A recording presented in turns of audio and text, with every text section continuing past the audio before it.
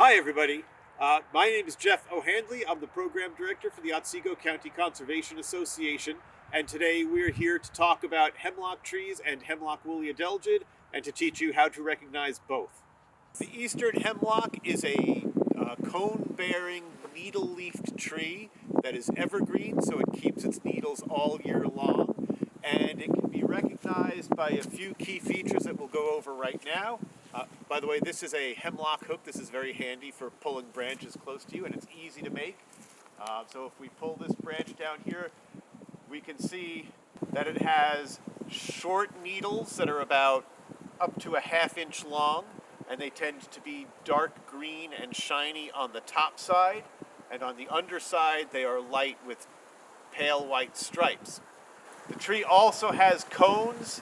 On the hemlock tree, these cones are up to about a ½ inch long. They hang down, and they are typically at the tips of the branches. The bark of the hemlock tree tends to be darker brown, sometimes almost reddish brown, and often has sort of deep furrows. It's a thick bark and a rugged looking bark, particularly on older trees, compared to some of the pine trees and spruces that have an almost thin sort of bark. From a distance, hemlock trees have a roughly pyramidal shape and tend to be very dark green. One of the telltale factors is that the very top branch, the leader, is kind of soft and flexible and tips over a little bit. It has like a little bit of a droop to it. The lower branches will often hang down and kind of sweep up slightly towards the tips and are very flexible. The protocols we use for surveying for Hemlock Woolly Adelgid were developed by the New York State Hemlock Initiative out of Cornell University, and it involves checking branches on 3 sides of a tree and roughly the last foot or so, 1.5 feet or so. And what you'll do is you'll approach your tree. If you can grab a branch that's within reach, or if you have a hook, you can grab from higher up and pull the branch toward you. And again, typically, Hemlock Woolly Adelgid is seen on the undersides of the branches. So if you look at it at the top, you probably will not see it. So you take your branch, you turn it over, and can be helpful to wear black gloves sometimes because you can put your hand against it and it makes these things stand out. And you'll look down the branch along the twigs for Hemlock Woolly Adelgid. And we have some here, so you can come on in and get a look. Hemlock Woolly Adelgid gets its name because the insect itself produces a woolen mass around it that provides protection from the elements, potential predators, and gives it a place to lay its eggs.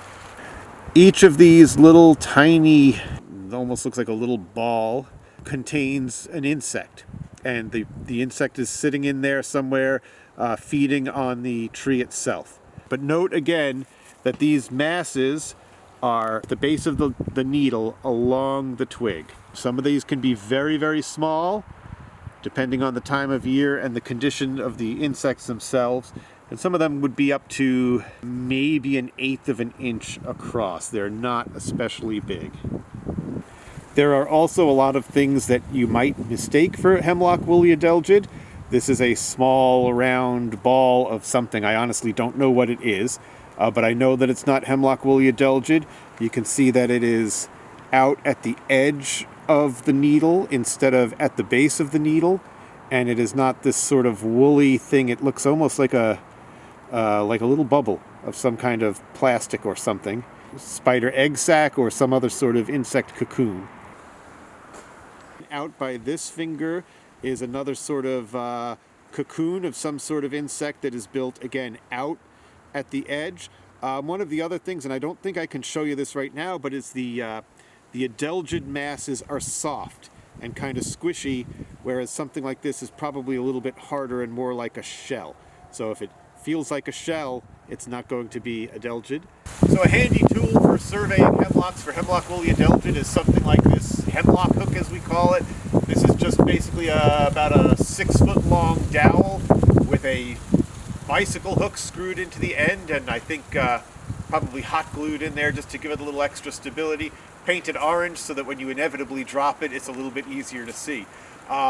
Anything like this will work. You can use a cross-country ski type pole using little baskets to pull them down, or any sort of hook. We've had some folks who have made some hemlock hooks out of like a coat hook on a yardstick or something like that. Anything you can do. This way you can just sample a little bit higher up and pull branches down to you.